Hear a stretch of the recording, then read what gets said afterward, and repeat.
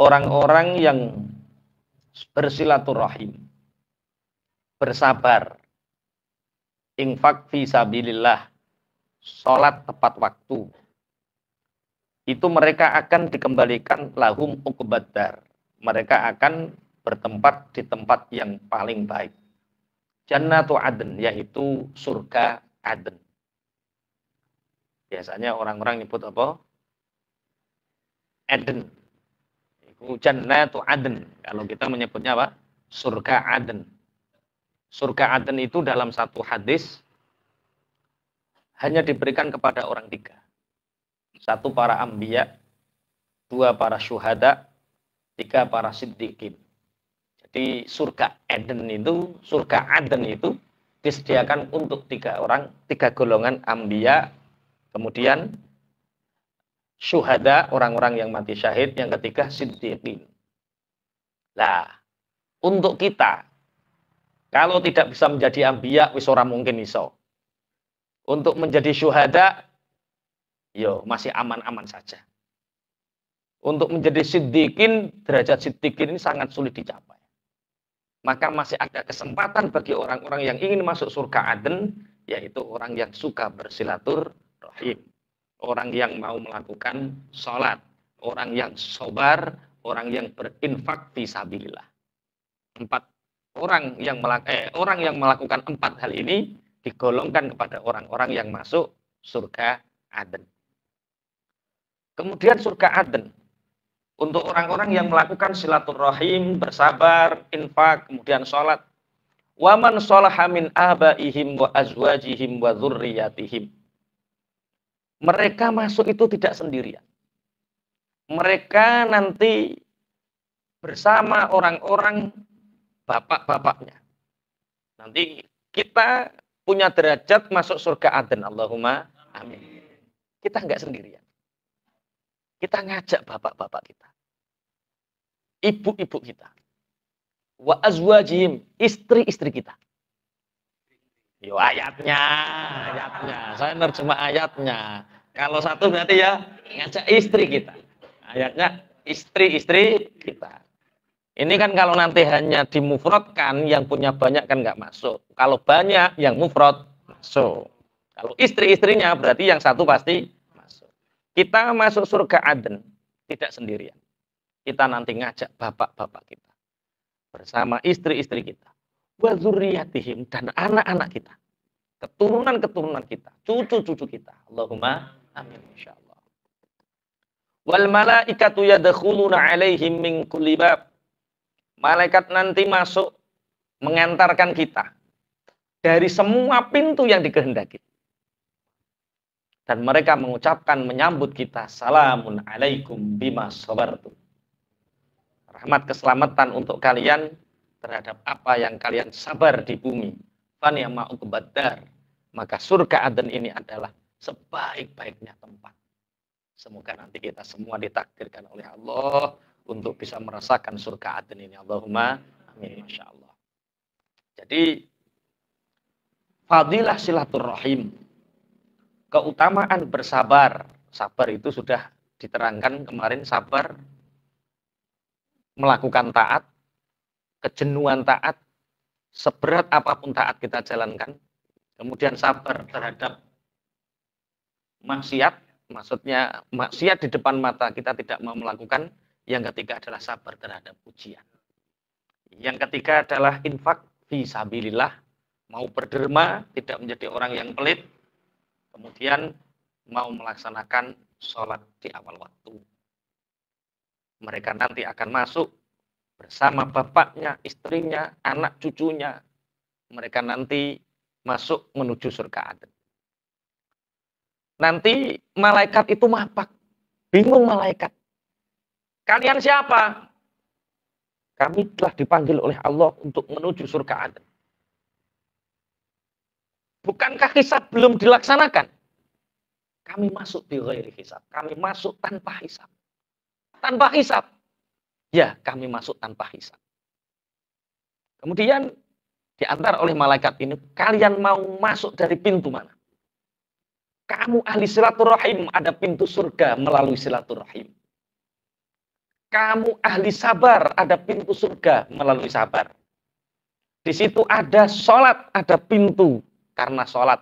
Dan kamu ahli berderma, kamu boleh masuk surga dari pintu derma itu. Silahkan, dari pintu mana kalian masuk? Masya Allah. Nanti anak berunding sama bapak, kita masuk dari pintu mana? Masya Allah. Sholaha itu artinya apa? Sholaha itu artinya sama-sama beriman.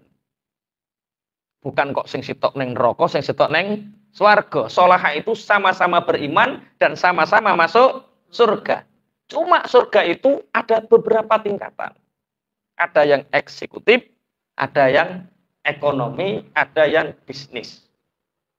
Eksekutif yang masyhur adalah Firdaus dan Aden. Misalkan Pak Toib ini surga Aden. Anaknya Jannatun Naim. Itu langsung anaknya ini langsung naik. Masya Allah Bapak, gara-gara Bapak, aku bisa melaksanakan di eksekutif, di Jannatun Aden. Atau kebalik, anaknya Toib ini bukan kok emperan. Ojo kasut lah. Yo Aden ini bahas surga. Ini nggak bahas elek, bahas apa? Surga. Mestinya surga-surga eksekutif ini kan untuk ambiya, siddiqin, syuhada. Tapi kita bisa kalau kita punya 4 jalur tadi. Salat, infak, dan sabar. Anaknya Pak Toib ini di surga Aden, Pak Toib di Jannatun Naim. Maka nanti anaknya ini manggil, kamu anaknya siapa? Toib. Di mana dia? Di Jannatun Naim. Angkat, seret, ikut. Ibunya diangkat. Makanya penting punya generasi, punya keturunan ahli sujud, sama-sama beriman, sangat penting. Karena nanti yang mengangkat derajat kita. Atau anaknya di Jannatun Naim, terus bapaknya di Jannatul Aden, maka anaknya nyusul bapaknya. Waman sholaha min abaihim wa azwajihim, dan istri-istrinya. Sampai di Jannatul Naim, dadak bojomu neng saking sabare nyabari kelakuanmu. Atau saking sabare nrimo kekuranganmu. Jadi awakmu nek ketemu bojo, alhamdulillah, bojomu ketemu awakmu, inna lillahi wa inna ilaihi rajiun. Sabar. Lah nanti nyusul kita. Jadi di generasi kita, wa dzurriyyatim, dan anak-anak cucu kita.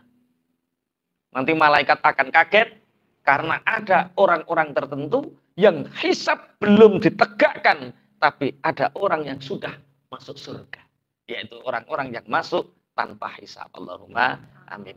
Semoga kita, anak-anak cucu kita, semoga bersama kita nanti bersama-sama di surga Aden. Allahumma amin. Gawe rutinan to ora ning kono kira-kira. Ning kono iso gawe rutinan iso. Iya.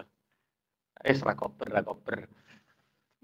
Jadi Ustaz Abu Naim widodari ini sak kamar 70. Wes godake widodari wis kesel. Nanti apa ucapan salamnya malaikat terhadap orang yang masuk surga Aden? Salamun alaikum bima sabartum. Selamat untuk kalian. Kalian di dunia sabar meninggalkan maksiat. Kalian di dunia sabar melakukan taat. Kalian sabar ketika diuji. Sabar ini panik mau kebedar. Kita ngaji itu jenuh loh. Pegel. Seperti ini perasaanmu gak jenuh, gak pegel. Pegel. Jenuh. Tapi karena ini taat dijalani. Perasaanmu ninggal maksiat gak berat toh piye? Lagi numpak mobil ono kafe. Apa gak kemecer toh? Perasaanmu. Roh wong semiran abang semlohe, perasaanmu gak kemecer. Podo wae. Tapi ngempet iku jenenge sabar ninggalno maksiat. Nek awake cuma maksiat gede-gede, maksiat ta. Maksiat iku maksiat cilik. Kita sabar melakukan taat, sabar meninggalkan maksiat, itu butuh kesabaran tingkat tinggi. Butuh keseharian, butuh kebiasaan. Orang yang nggak biasa meninggalkan maksiat, maka akan sangat susah untuk meninggalkan maksiat. Orang yang taat, sabar melakukan taat, ini kalau nggak biasa, sulit. Nggak percaya, ojo ngaji. Patang pertemuan. Engkau nggak mokel sampai. Kecuali kok di WA Covid, nggak ngaji mas. Oh ya, kesempatan nih. Oke. Jadi sabar. Tapi yang paling berat adalah sabar ketika kita diuji oleh Allah. Dengan berbagai macam ujian. Maka nanti malaikat pertama nyambut kita komentarnya, salamun alaikum bima sabartum. Selamat untuk kalian terhadap apa yang telah kalian sabari di dunia. Fani ama'u kebadar. Maka sebaik-baik tempat adalah akhirat. Atau kita nanti akan masuk jannatu adn. Allahumma amin. Masya Allah. وَالَّذِينَ يَنْقُضُونَ عَهْدَ اللَّهِ مِنْ بَعْدِ مِيثَاقِهِ وَيَقْطَعُونَ مَا أَمَرَ اللَّهُ بِهِ أَنْ يُوصَلَ وَيُفْسِدُونَ فِي الْأَرْضِ أُولَئِكَ لَهُمُ اللَّعْنَةُ وَلَهُمْ سُوءُ الدَّارِ. Sebaliknya kemarin kita membahas tentang banyak fadilah silaturahim. Walladzina yanquduna ahdallahi min ba'di mitsaqih. Dan orang-orang yang merusak terhadap perjanjian Allah setelah mereka menyanggupinya, yaitu iman. Kita di zaman azali oleh Allah itu sudah dimintai pertanggungjawaban. Yaitu ketika kita lahir di alam dunia, maka kita akan beriman kepada Allah. Setelah mereka merusak perjanjian dengan Allah, dengan mereka menjadi orang-orang kafir, dan mereka memutuskan sesuatu yang Allah memerintahkan untuk menyambung.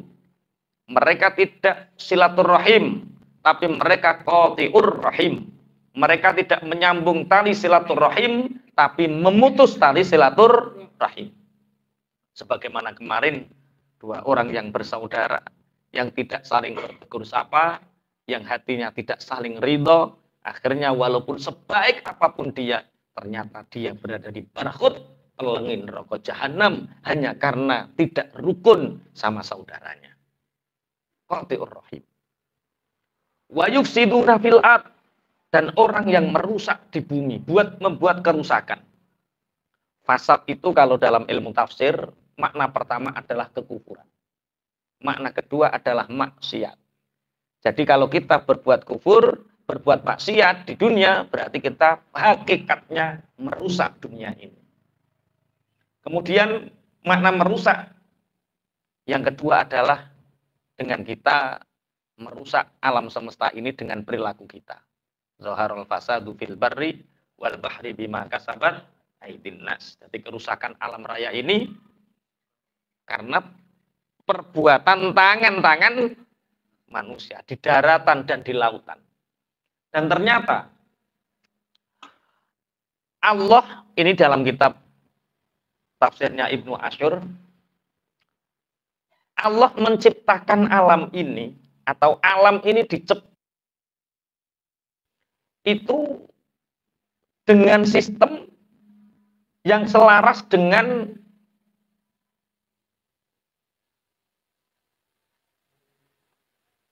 perbuatan manusia. Jadi Allah menciptakan manusia, Allah menciptakan alam. Ternyata alam ini diciptakan itu dengan satu sistem yang selaras dengan kebutuhan manusia. Dan kebutuhan manusia ini diselaraskan dengan keimanan manusia. Jadi umpama menungso niki kathah yang iman, banyak yang beriman, otomatis alam ini semakin baik. Tapi kalau semakin manusia banyak yang kufur, maka alam ini juga akan menjadi tidak baik. Itu satu sistematis.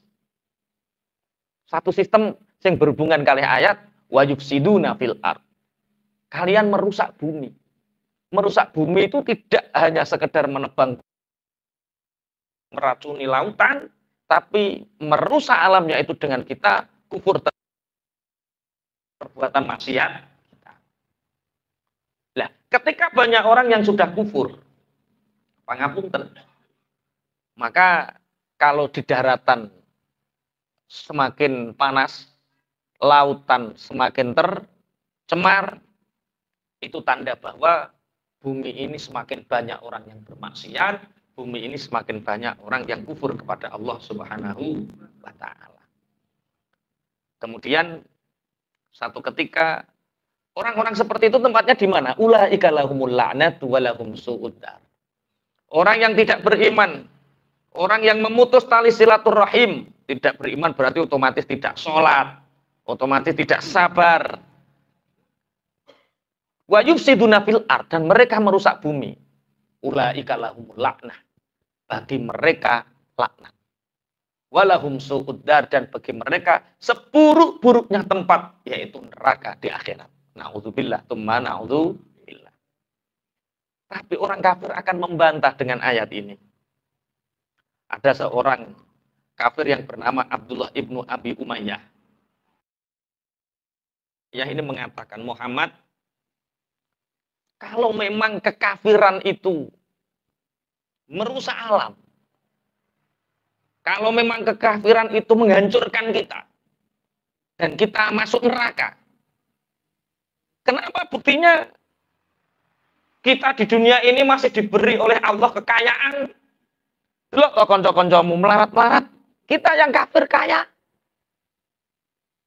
Sing duwe tol, ini wong kafir atau wong Islam? Sing duwe pesawat kuwi lho sing mbok haji mbok tumpaki kuwi le. Kuwi wong kafir apa wong Islam? Sing duwe hotel ning pinggir-pinggir Mekah kae iki investore wong kafir apa wong Islam? Sampai sing gawe klambi ihrammu kuwi lho wong Cina. Lha iku tenan lho. Mereka akan mengatakan seperti itu kalau memang kekafiran itu merusak alam. Buktinya kita lebih kaya daripada orang-orang yang beriman. Kita lebih kaya daripada orang-orang mukmin. Akhirnya turun ayat. Allahu yabsutur rizqa liman wa yaqdir wa farihu bil hayatid dunya wa mal hayatud dunya fil akhirati illa mata'. Akhirnya turun ayat, Allah yang meluaskan rizki kepada siapapun yang dikehendaki, waya kedir, dan Allah sudah membuat rupek membatasi terhadap siapapun yang dikehendaki. Di ayat yang lain di surat Al-Baqarah, di surat Al-Baqarah, zuyyina lilladzina kafarul hayatud dunya wa yaskharuna minal ladzina amanu. Orang-orang kafir itu hidupnya dihiasi oleh Allah dengan kehidupan dunia. Wa yaskharuna minal ladzina amanu, dan mereka menghina orang-orang yang beriman. Walladzina taqaw fawqahum yaumal qiyamah. Orang-orang yang bertakwa besok di hari kiamat oleh Allah diangkat derajatnya. Jadi kemenangan orang mukmin dalam bab urusan dunia itu tidak di dunia hari ini, tapi besok di akhirat. Jadi urusan dunia itu tidak ada antara kaitan iman dan kekafiran. Bahkan sampai nek gelem kafir, zuina lilladzina kafarul hayatud dunya. Donya inggonmu. Nek sampean kepingin bebas, lepas tanpa aturan dari Allah, kafiro. Donya nggonmu, sak penakmu. Enak wis.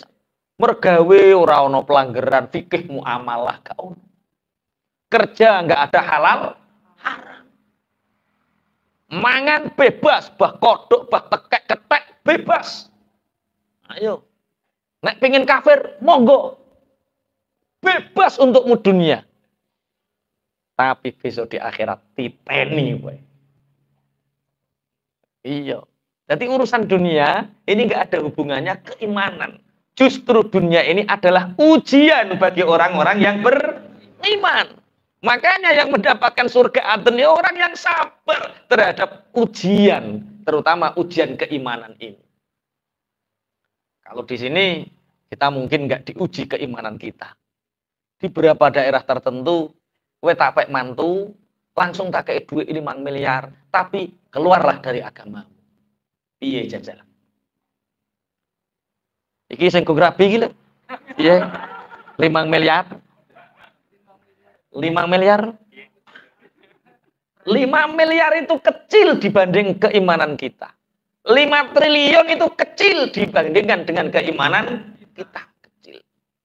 Makanya terus wa farihu bil hayatid dunya. Mereka enak-enakan, bangga dengan kehidupan dunia. Mereka lupa terhadap akhirat. Makanya sebisa mungkin kita boleh mendapatkan dunia karena kita hidup di dunia, tapi jangan sekali-kali melupakan akhirat. Dulu itu ada seorang bapak. Tadi sempat ada obrolan tipis. Kulo kalih sapa dek Mas Yono, Mas Wiwit. Orang itu kadang Masya Allah dengan anak istrinya. Orang tua biayai anak belum sempat beribadah. Duwe putune dibandani neh. Orang tuanya belum sempat ibadah, mikir buyut, urung sempat ibadah, mati. Makanya ada satu cerita, ini kisah nyata. Ada seorang bapak itu punya 3 anak. Anaknya yang pertama namanya Anis. Siapa jenenge? Anis. Ini cerita nyata. Anak yang kedua namanya Harben. Anak yang ketiga namanya Amsal. Anak yang pertama ini ganteng, pinter. Sehingga anak yang pertama ini selalu diperhatikan oleh bapak. Anak yang kedua Harben ini prestasinya meningkat, kekayaannya meningkat, kaya raya. Sehingga anaknya yang kedua ini juga selalu diperhatikan oleh bapaknya. Anak yang ketiga ini agak disia-siakan. Punya waktu pun sedikit kalau keduanya ini tidak membutuhkan bapaknya. Suatu ketika bapaknya sudah mulai sepuh, masuk kamar, anaknya yang pertama namanya siapa? Anis, ini dipanggil. Anis, ini mohon maaf yang bernama Anis jangan tersinggung dulu. Soalnya maduk pocongan presiden. Anis, iya bapak. Bapak kelihatannya sudah mulai renta, sudah menua. Iya bapak. Dari kecil engkau bapak perhatikan, bapak memperhatikanmu. Apa yang kamu butuhkan, bapak selalu hadir. Bahkan waktu bapak banyak tersikta untukmu. Ya bapak, sebentar lagi bapak mau meninggal. Satu permintaan bapak, tolong. Apa bapak? Temani bapak ketika bapak mati. Ketika nanti bapak dikuburkan, tolong kamu ikut bapak. Apa jawaban Anis? Bapak orang akan menyangka saya gila nanti. Maaf bapak. Kalau bapak mati cukup bapak saja. Jangan ajak-ajak saya. Keluar dengan perasaan sakit bapaknya mengatakan, keluar kamu. Harben masuk. Iya bapak. Kamu tahu semua perhatianku untukmu. Waktu, tenagaku terkuras habis untukmu. Bapak sudah mulai menua. Tolong permintaan bapak ini turuti. Apa bapak? Sewaktu-waktu bapak mati, tolong ketika bapak dikuburkan, kamu juga ikut masuk ke liang lahat dan ikut dikuburkan. Bapak, kantor saya cabangnya semakin banyak, klien saya semakin banyak. Bagaimana mungkin aku mengikuti bapak? Dengan kecewa, bapaknya mengatakan, keluar kamu.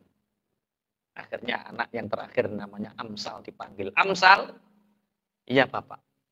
Maafkan bapak nak selama ini sering menyia-nyiakanmu. Waktu bapak habis untuk Anis sama Harben.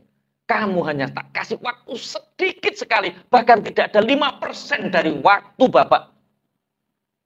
Ini sebentar lagi kelihatannya bapak mau meninggal. Bapak minta satu nak. Apa bapak? Temani bapak ketika bapak di liang lahat. Apa jawab Amsal? Kemanapun bapak meninggal. Kemanapun bapak pergi baik di alam kubur atau alam akhirat, aku akan selalu menemani bapak. Tidak peduli apa kata orang. Aku akan membela bapak mati-matian. Bahkan di alam kubur atau di akhirat.